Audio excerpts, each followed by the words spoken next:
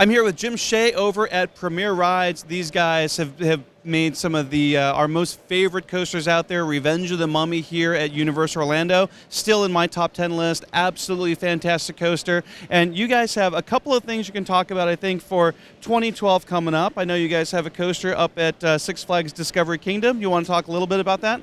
Sure.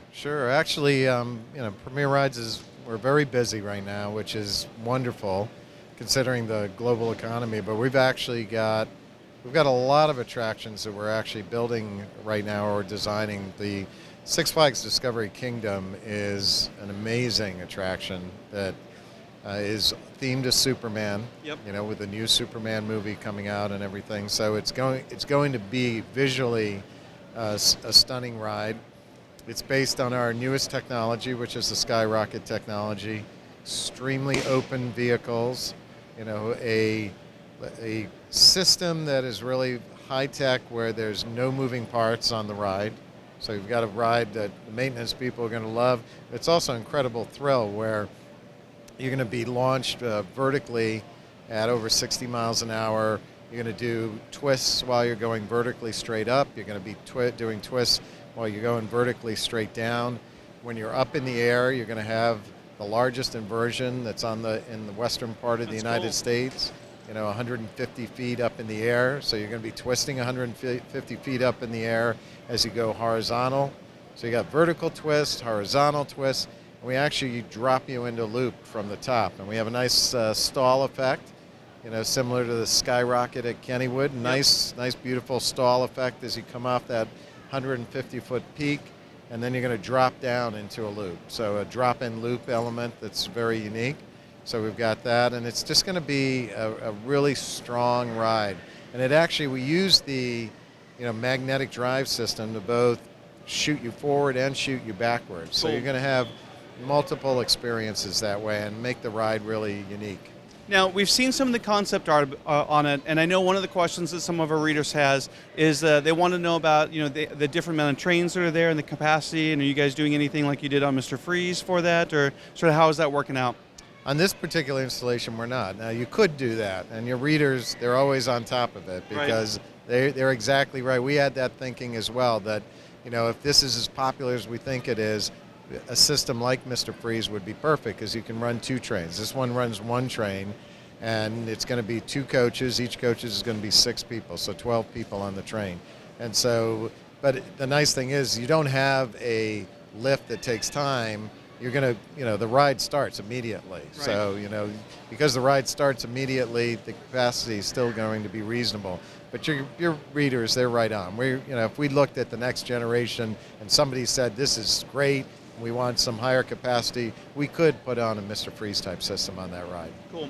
Now, I know another project you guys just opened up recently, which is right behind us. It's Trans Studio. And before we turn on the cameras, you guys were telling us a story about how you guys just, the Yamaha license happened, right before the ride opened, not too long. So what kind of challenges that introduced, getting the ride kind of, that theming added to it?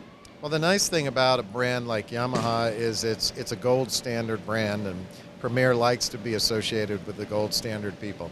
The challenge you get is a lot of times if you do brand work with these companies, you have to go through a significant approval phase. So they came to us, and the ride was already well into construction, and our client said, we're bringing a gold standard brand to the table, Yamaha, and we want to make the ride look special and make them want to be part of the ride and be part of this team that's delivering this ride.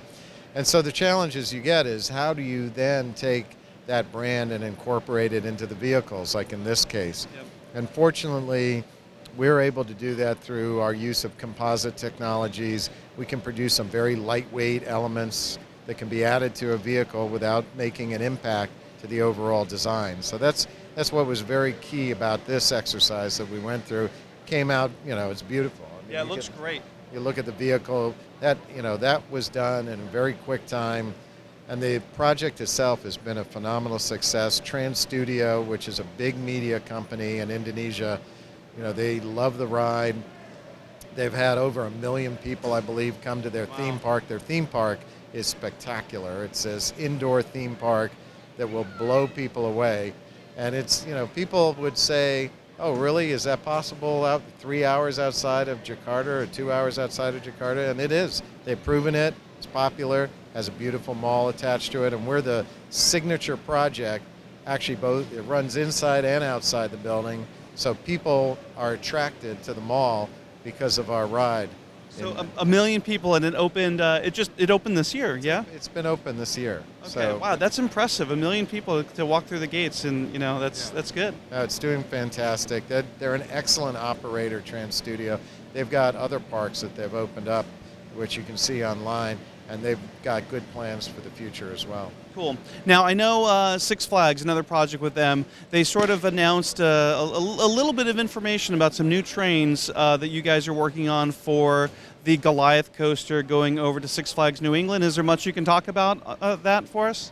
Well, what I can say is you're correct. Six Flags has announced that they are moving a ride from Six Flags Magic Mountain to Six Flags New England, and they want to take that ride and just move it to the next level. And Six Flags is great at finding ways to make rides even greater. They've done that a number of them in the past few years, where they've gone back and looked at rides and said, "This is a great attraction. How can we make it fantastic?" And that's what they're doing here. They're working with us, and we're honored to be doing the job. And they've announced that we've been selected to produce a very new high-tech train that will make the ride experience more positive, make it even more thrilling. And I think riders are going to be very excited when they see what we're developing. And we're using the newest technologies, the newest engineering techniques, all this finite element analysis, and we're really taking it to the next level. That's cool. No, I know a lot of our people, because we have a lot of readers that are up in that region, and as soon as that news hit, like our internet site kind of went crazy over, like, oh my God, like all the different rumors and everything. So it'll be really exciting to see when that finally comes around. And then the last thing is with everything that's happening with 2012 and beyond, and I know you guys have a lot that's probably on the table. Anything else you want to talk about, or anything else that you can hint at maybe for the future? Well, we've got some significant announcements coming up prior to Christmas, where you'll be hearing some things that are brand new. You'll be hearing about our focus being not only domestically, which we're doing a lot of work domestically, but also doing work internationally. And specifically, you're going to start hearing some things, maybe India, maybe China, the Eastern, the Asian region. The Asian region is extremely strong right now. We have a big focus there.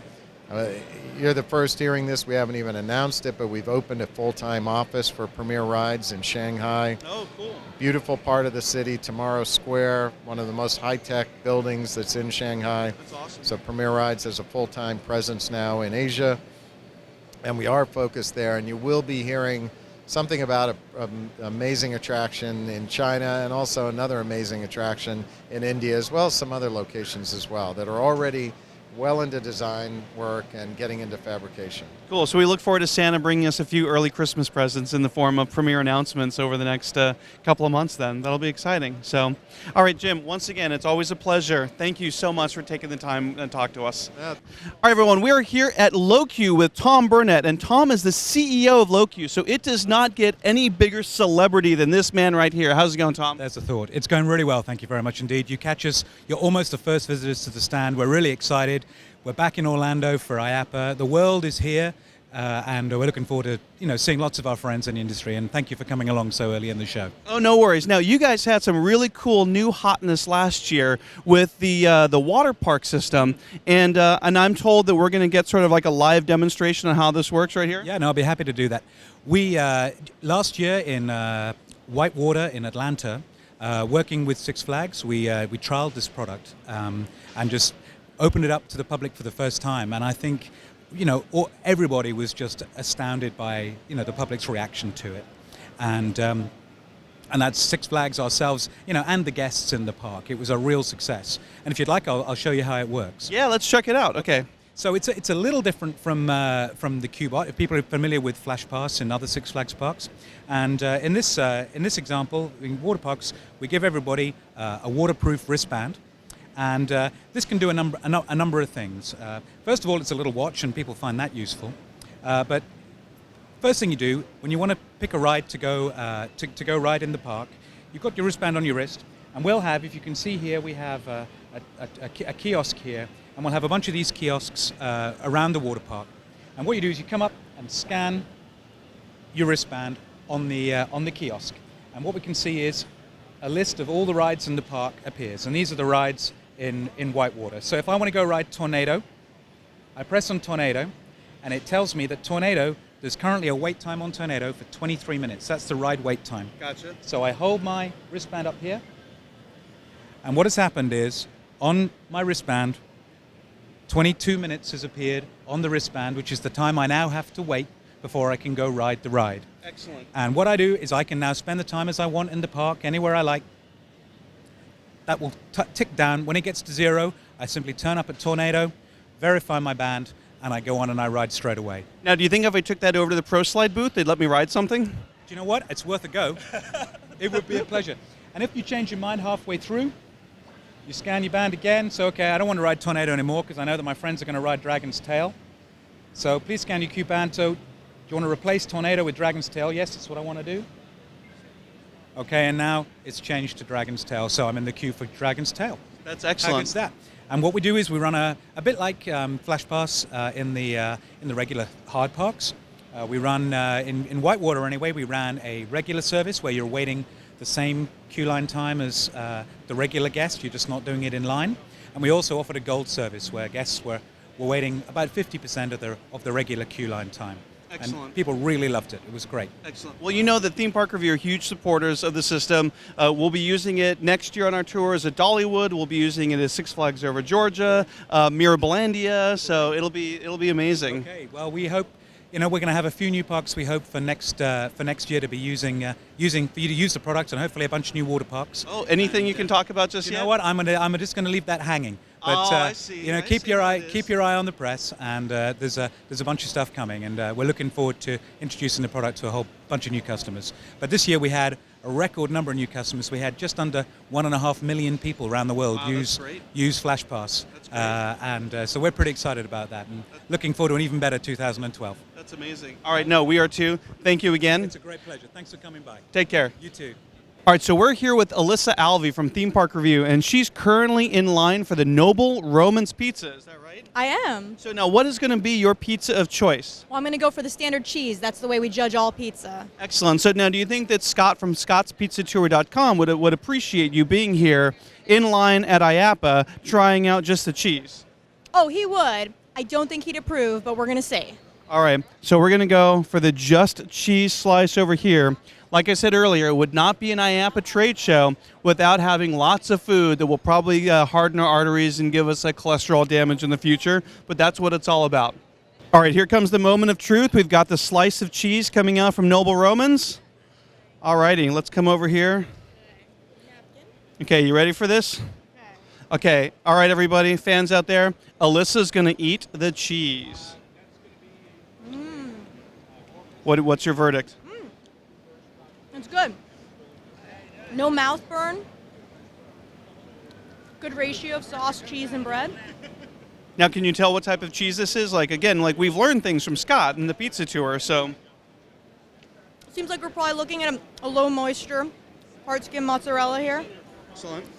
Might even have some cheddar mixed in. You can tell by the color here. Oh, yeah. So, Alyssa Alvey, pizza expert. I'm here with Jason McManus and Michael Libby of RGH Entertainment. Now, these guys talk about doing really cool themed environments, theme parks, attractions. So these guys are all into doing theme park attractions, themed environments, and I'll be honest, I don't know too much about their company, and so they're going to give me the lowdown and tell me all about it. Which one of you guys wants to go first? Come on, fight over. Guess I'll go first. Okay. Is that cool? All right, let's hear it. I'm Jason McManus. I'm a creative director at RGH Themed Entertainment. And we're a company who's working on very large global projects right now in the themed industry. Our large project right now is the Red Sea Asturium, which is sort of the evolution of a theme park. It's more of a giant themed resort. And we're scheduled to be completed in 2014 in IAAPA, Jordan. So we're kind of out here at IAAPA to see what new technologies are out and sort of push the boundaries of what we can do in a theme park. So for Jordan, that's a pretty exotic place for someone from Santa Clarita, California to be working in. What is that like? Culture shock or anything for you? Well, I mean, it's an environment where people haven't really explored yet for putting theme parks in. So there's a lot of challenges as far as putting in utilities and the necessary support that you need to open up a themed environment. We're kind of a young creative group, so we're up for the challenge, and we want to create what's new and what's big. Excellent. Are you picking up much of him, or is he okay? Okay, good. All right. I was worried about that. All right. All right. So now I've got Michael here as well. So you are a like project manager on it, creative director. Wow, that sounds really important. And you guys are both creative directors for the group. Are you guys working on the same project together? We're actually on the same large overall project, but he actually comes from a design background, whereas I'm a show writer background.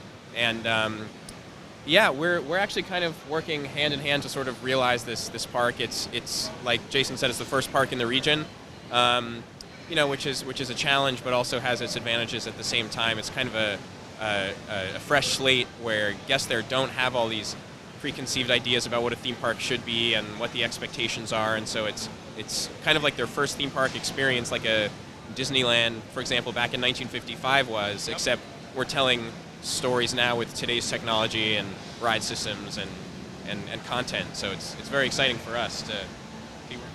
How much are you guys allowed to talk about the park? Any details or anything that you guys could can chat about? Well, what we can say is that the technology in this park will be unlike anything that's currently out there. We're looking to the next step as far as how guests interact with the park and how we give amenities to the guest in the place. We're also working on creating several entirely new ride systems, groundbreaking ride systems that before were impossible to do. Like I said, we're really big at seeing what impossible is and trying to achieve that. And so far, we've done a really good job with that. Now, as far as the IAAPA show floor goes, and this actually would be kind of interesting for some of our readers. Now, you guys aren't actually here exhibiting stuff, but you guys are here actually kind of as buyers, like looking at all the different products. What sort of criteria, when you go around the show floor, what sort of stuff do you guys look for? Well, I think what we mainly look for is vendors and manufacturers that are willing to experiment with their product. Ones that don't just put a product out there and say, this is what it is, it has to stay this. We're looking to morph what they have and sort of form partnerships with them. So we create the next big thing in theme parks. And I think that's what it really takes to make a successful company in this industry. So we're really working hard out here looking for who has that creative spark in their eye. Now, have you guys, how many deals actually get made on the show floor these days? Or is it just more or less so you guys kind of take it all in, and then when you get back, you start, working with some of the vendors that you've spoken with? Well, we're here just to find the right vendors and the right systems to match with the stories that we're trying to tell. Seems like everybody now has a Soarin' clone or a certain type of coaster that's inspired by some huge hit, like a Toy Story Mania clone or a Soarin' clone. Everybody has one, but they're all slightly different. So we start with the stories that we're trying to tell and see which system actually helps enhance that and tells it and actually matches the ride system specifically to the story. If it hangs over the top or if it has shoulder supports in this way as opposed to that way, all of these things can actually play into a story that's being told. So we're here to kind of see, meet vendors and see how they'll work with us to tell those stories specifically and how they can alter their kind of stock designs to help us with what we're trying to do. So just to kind of take things on a little bit of a side trip here, there's this rumor, something about like an ice cream convention thing, or what am I hearing about? I guess I'll handle this. One of the sort of unofficial highlights of IAAPA is Dippin' Dots and all of its clones and, for lack of a better word, rip-offs. And so we thought we should sort of organize a tasting session of all of these spherical ice cream treats. So we're having the first ever, it's called the Cream Crawl of the IAAPA floor. It's at 2:30 tomorrow, starting at IAAPA Central, and we're just going to kind of hit them one by one and discuss how we felt about each one. And because we consider ourselves the connoisseurs of ball-bearing sized ice cream treats. So right. We just wanted to kind of organize a large group that goes out and we'll make the final call on who reigns supreme, you know? So just when you thought that there wasn't enough crazies in this whole theme park enthusiast world, there are actually enthusiasts of the ice cream of the future. Is that what you guys would... Exactly right. Yeah. Put it very well. All right, so just kind of in closing, tell me a little bit about your guys' company, sort of like globally, kind of what you guys do and everything. It's very interesting to us, especially that you guys are, it's not often we get to interview people that are kind of at the show as buyers, usually it's exhibitors. So tell us a little bit about you guys. RGH is actually very interesting because they're based out of Jordan, but they have very well established animation, film, social games divisions, and now they've just entered in the last year into themed entertainment with this major project over in Jordan. So they have the infrastructure in place to very quickly ramp up and get this project done and recruit and hire some of the best talent. So I would say that we're a major player already, and very excited to be doing this work. Yeah, we have a really good mix of people that are entirely new to this industry, but we also have industry veterans that are here. So we're pulling from the knowledge of past projects at other major theme parks, and it's really cool because we have this energy going on, and we're ready to jump into that next phase. So I think you're going to be seeing a lot of exciting things coming out of RGH themed entertainment. That's cool. No, I definitely look forward to it. Theme Park Review, we did our first sort of Middle East trip with Dubai last year. We're going back next year, so maybe in 2014 or the future, we can try to hit a few more exotic places and check out the park. So thank you, guys. Thank you very much. Good luck with the project. I know it's crazy out there. Thank you. Thanks.